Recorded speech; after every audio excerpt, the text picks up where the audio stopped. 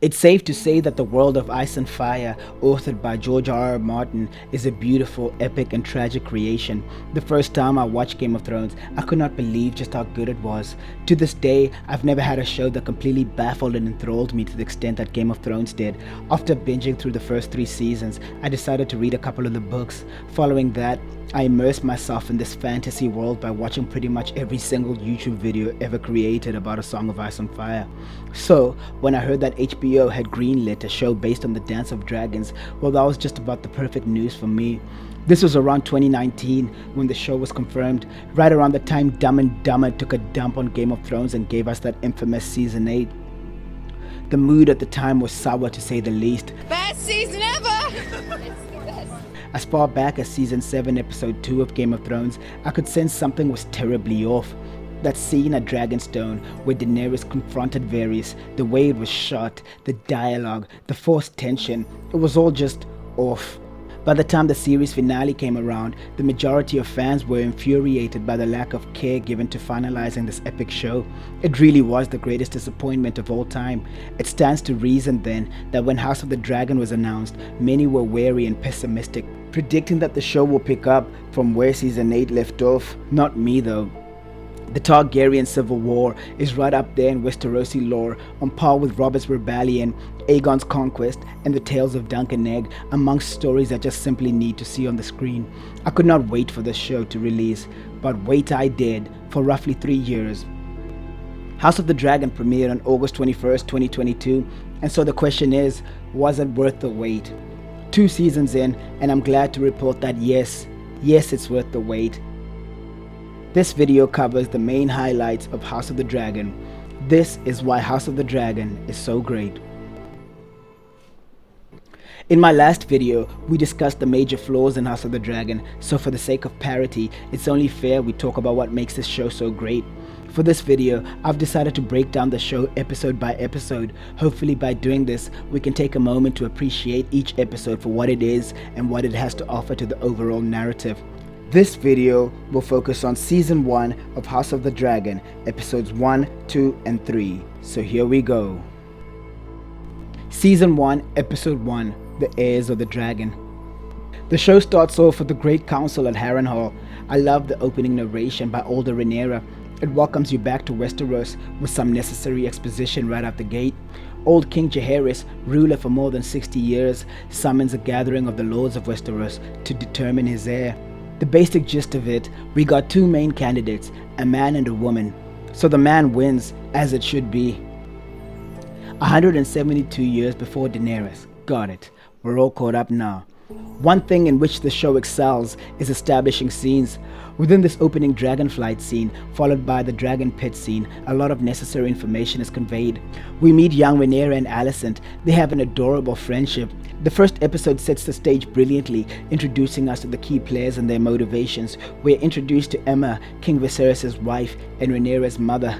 Queen Aemma is hella pregnant and she has a motherly talk with her daughter, essentially laying out young Rhaenyra's future in as frank a manner as possible. This episode grounds us in Westeros, but with a new perspective. Lord Corlys is bitching about something or other. Get used to that. While King Viserys is burdened with the weight of succession, and the theme of legacy is quickly established. Seeing Viserys so jolly and optimistic at the prospect of his wife giving him a son is actually devastating in hindsight. Daemon looms in the backdrop of this conversation. Before we even get to meet him, we know that this man is a complete menace. One of the highlights of the first episode is a scene between Rhaenyra and her uncle Daemon. The madman is sitting on the Iron Throne in the middle of the day. Wait, how long was Daemon sitting there? Was he just killing time on the throne, waiting for Rhaenyra to stroll by? I think the scene is where I got to give props to the showrunners of House of the Dragon. 10 minutes into the first season, and most fears stemming from Season 8 PTSD were allayed by now. Daemon and Rhaenyra have this cute, creepy scene, and we know exactly who the main anti-hero will be. Rhaenyra, as the bright, rebellious daughter of Viserys, is paired with Daemon's ambitious and reckless nature. Viserys got a dodgy wound on his back. Quick, someone get Dr. Pimple Popper. The king, as it turns out, had a dream about his son sitting on the Iron Throne, so you just know that shit's about to hit the fan. Emma's like, I'm kind of about to die right now. Like within a week I'll be dead. Like so dead. Daemon rallies his troops, his gold cloaks. They go about town just absolutely terrorizing these degenerates. Gruesome stuff. I mean, these small council scenes are just awesome stuff. With every line, every delivery, and every subtle gesture, you get an insight into each individual character. Otto fucking hates Daemon. It's kind of funny when you think about it. Corlys is still brooding. Cut to King Viserys being the ultimate jinx. He hosts a tourney in his heir's honor, anticipating his son's birth to coincide with the festivities.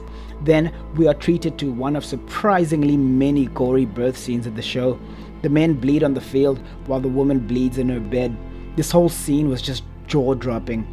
Viserys is given an awful choice to make, and he makes it. Horrifying shit. The queen dies from childbirth, with the son following suit shortly after. From this point on, it's all downhill for Viserys. This episode also introduces Sir Criston Cole. I say that for no particular reason. Say the thing, please. Dracarys. Now the question of succession is as tense as ever. Look at Daemon just lurking there, enjoying the chaos. Otto pimps out his daughter to the king. The episode's climax gets the ball rolling on the conflict to come. Daemon, being as crass as ever, dubs his dead nephew as the heir for a day, whilst Daemon was partying it up with the soldiers and whores. For obvious reasons, Viserys is devastated. Watching the scene with the benefit of hindsight, you realize just how childish and reckless Daemon really is. He pushes everyone's buttons and ends up causing a lot of unnecessary problems for himself and for those that associate with him. He's a loose cannon to say the least, and he can't be trusted. King Viserys banishes Daemon and strips him of his stand-in status as heir. The king opts to break the precedent set at the Great Council of Harrenhal by naming Rhaenyra, his daughter, a woman, as heir. He tells her about Aegon the Conqueror's dream, a song of ice and fire, a prophecy that dictates that the Targaryens must unite the Seven Kingdoms in the fight against the Death from the North. But see, Viserys never watched Season 8.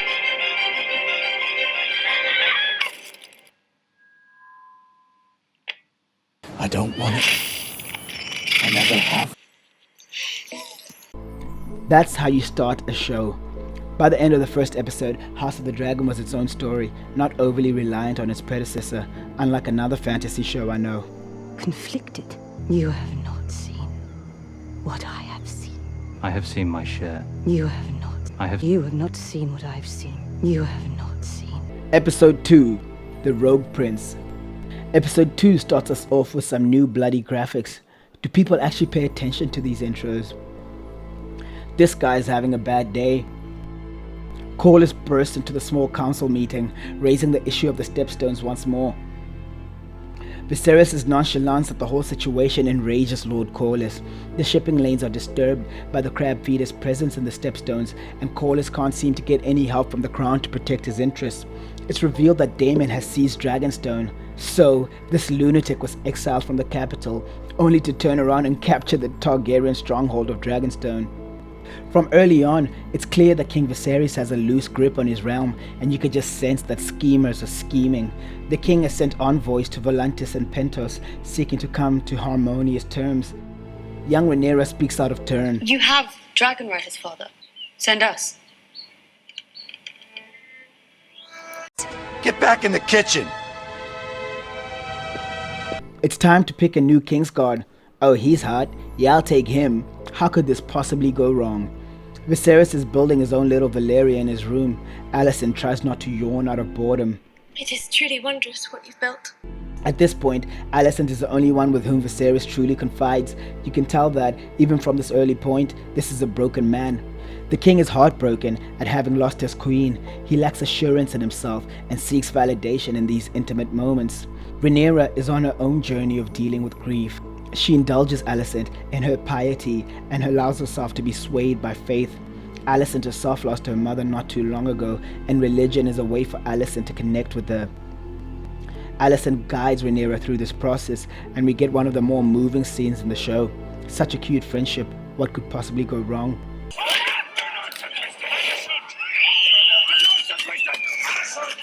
Lord Corlys and Princess Rhaenys approach King Viserys with a very reasonable proposition.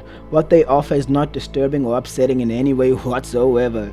Corlys lays down all the ways in which Viserys has been a fuck-up king. The vultures are circling. The crown must display strength and unity.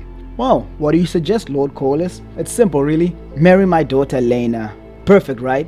How does that sound, Mr. Epstein? Could you please give us your name? Jeffrey Epstein. Viserys had cut his finger on the throne.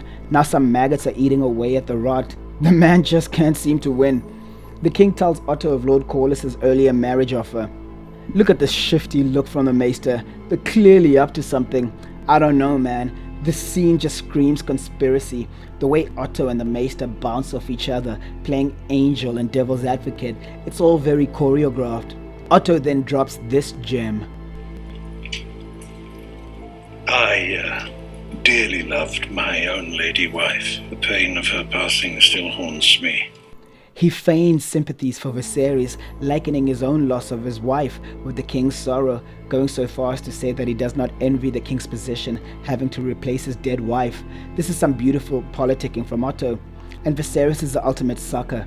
So, this middle-aged white man goes on a first date with this 12-year-old brown girl. I think these are the good guys, by the way. Jeffrey Epstein. Laena asks Viserys about Balerion, the Black Dread. Viserys was the legendary dragon's last rider before the old beast croaked. Vhagar is now the biggest dragon alive, and you could tell little Laena already has ambitions of her own. All in all, this was a wonderful first date, made even better by Viserys' daughter watching on from up high. Rhaenyra has this verbal tussle with Rhaenys. Kinda seems like the old woman is just bitter at having been passed over for the throne. Rhaenys throws shade at Rhaenyra, telling the young heir that she should expect her claim to the throne to be challenged, all because she's a woman. Rhaenyra isn't having it. Alicent gifts Viserys a toy dragon. She knows the way to this dreamer's heart. Otto interrupts this therapy session with some urgent news. Daemon is being Daemon again. He has stolen a dragon egg, the one intended for Viserys' dead baby boy. Daemon leaves a note taunting and trolling everyone. He declares himself heir and states his intentions to claim a second wife, Mysaria. Apparently she is pregnant and the egg was for the baby. Some real shithousery at foot. I love how Daemon casually invites his brother, King Viserys, to the wedding, as if to suggest that nothing out of the ordinary took place. Otto goes to meet Daemon at Dragonstone. He's accompanied by a couple of King's guards. Let's just say, this encounter doesn't pass by amicably. Swords are drawn, but as in most cases, a dragon trumps all. Just look at Caraxes, that beautiful noodle neck beast, by far the best dragon on the show. Just in time though, Rhaenyra swoops in and gets her moment too. I really like how, despite Daemon being the ultimate thorn in everyone's side, he's not really trying to screw over Rhaenyra. He's more lashing out at his own loss of station. Daemon admires Rhaenyra's bravery, and he respects her for claiming what is rightfully hers. Plus, with Daemon being a Targaryen chauvinist, he's probably got a semi just from watching Rhaenyra come in on a dragon. So, the egg is returned and the matter is settled, for now. I love how Viserys had no idea that Rhaenyra even went to Dragonstone. This man is truly lost. The episode ends with one of Viserys' dumbest mistakes to date. He names Alicent, Rhaenyra's best friend and Otto's daughter, as his next wife.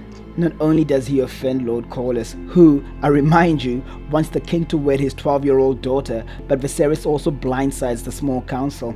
He takes his daughter completely off guard. Doesn't even seem like Alicent knew much about it. Otto looks chuffed though. Look at this prick. Following this outrage, Lord Corlys monologues to Daemon. They plot to fight in the Stepstones, setting up the war to come. The tension is palpable, and we start to see how the seeds of division are planted within the Targaryen dynasty. Solid episode. Episode 3, second of his name. Episode 3 starts with Prince Drahar, the crab feeder. He's captured some Velaryon prisoners and nails them to posts, leaving them to be eaten by crabs. Where's the Geneva Convention when you need it? The show ramps up the action, moving the focus to the Stepstones conflict, where Daemon fights the Triarchy. Caraxes, the noodle neck, arrives at the scene and starts torching folks. This poor bugger thought Daemon actually came to help him. Nah, bruv. I mean, just look at this shit. When I watch a show called House of the fucking Dragon, I wanna see some goddamn dragons. What's really cool too is the connection between the dragons and their riders. When Daemon takes a flaming arrow to the chest, Caraxes screams in pain. 10 out of 10 fantasy stuff. This is what I'm here for. We find out that it has been 3 years since the previous episode. King Viserys and Queen Alicent are celebrating their baby boy's upcoming second name day. Prince Aegon is now the king's firstborn son. So, many noble lords expect the king to name Aegon as his heir in Rhaenyra's stead. The Stepstones are still a matter of concern for the crown, though Viserys wants no part in it. God forbid the king does some kinging. The plan is to head to the Kingswood for the royal hunt in honor of baby Prince Aegon. Meanwhile, Rhaenyra is bullying some poor singer. This man is a peasant. The gods' only gift to him was musical talent, and this leads to him being a pawn in the royal struggles between Princess Rhaenyra and Queen Alicent. Alicent is pregnant again, and she seems to have grown distant from her childhood friend. This comment about Aegon coming quickly, without fuss, is just woof. Viserys tries his best to keep the peace, but Rhaenyra isn't having it. I love how this royal hunt is much closer to the books. Season 1 of Game of Thrones had Robert Baratheon walking in some woods talking about his conquest. Back in our day, you weren't a real man until you'd fucked one girl from each of the 7 kingdoms and the Riverlands. Due to budgetary concerns, they had to cut out all of the pomp and circumstance. Something about House of the Dragon really gives you the impression that the creators are really passionate about expanding upon the authentic world first seen in Game of Thrones. It's beautiful stuff, and we get even more exposure to the shifting political dynamics. Lord Larys Strong hobbles in, looking all Littlefingery. Lord Jason Lannister approaches Rhaenyra with all the arrogance and pride of a lion of Casterly Rock. This dude actually said he'll build a dragon pit for Rhaenyra. How romantic. The spoiled princess then goes whining to her dad. The king and his daughter have a loud confrontation in front of everyone. Rhaenyra couldn't stand the heat, so she hightails it out of there. This leads to the first turning point in Rhaenyra's relationship with Criston Cole. It really is hard to sympathize with her here, and you can tell Criston is doing his best to bite his tongue. Criston expresses to Rhaenyra his deep gratitude for her having elevated him to his current status. Being named Kingsguard is the greatest honor anyone from House Cole has ever received, and the two young hotties bond in the forest. This whole hunt for the White Hart in the Kingswood represents Viserys' inner conflict. On the one hand, he named Rhaenyra his heir, breaking with precedent. Rhaenyra, who is a reflection of his love for his late wife Aemma, and on the other hand, his new wife, Alicent, Rhaenyra's childhood friend and the hand of the king's daughter. Well, she has just given birth to a baby boy, Aegon, and she's pregnant with another. Viserys is torn by the path he has to take, and the burden of it all is weighing heavy on the king. What I love most about all this is the subtlety. This show trusts the audience enough to show instead of tell for the most part, and it really makes for awesome viewing, really touching stuff. The episode ends with a battle in the Stepstones. Vaemond is talking shit about Daemon. What could possibly go wrong? They're all strategizing about how best to attack the crab feeder and his army. Despite their dragon advantage, the Westerosi are having a hard time pinning down the Triarchy forces, as they would usually disappear into their caves when shit hit the fan. King Viserys sends a message to his beleaguered forces. The crown offers help, and Daemon gives us one of the greatest memes of all time whilst reading the message. The madman then beats up the messenger and decides to do the mission solo. Daemon raises the white flag and hands himself over to the Triarchy. Only except, nope, psych! It was all a ruse, and chaos ensues. This battle is peak fantasy. Look at Laenor just having the time of his life on that dragon. The subterfuge works kinda perfectly, and Daemon slices Prince Drahar, the crab feeder, in two. Awesome stuff. Another solid episode. So, that's it for this video, folks. Season 1 of House of the Dragon reminds us all of why we love the fantasy genre. This video would have been 2 hours long if I didn't stop myself. I figured the best way to analyze this show and highlight all the awesomeness within is to break it down into segments. Obviously today, we only focused on the first 3 episodes of Season 1. Next time, we'll tackle the next 3 episodes. If you enjoyed this, please leave a like and subscribe. I have big plans for this channel going forward. Let me know what you think about House of the Dragon down below in the comment section. Thank you all very much. Stay tuned for more, and I will see you next time.